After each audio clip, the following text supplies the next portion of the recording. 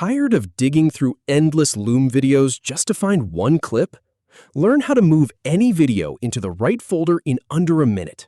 We'll start in your library, select the video, choose Move, and pick a folder like Bobby AI to keep everything organized. First, click on Library to see all your videos.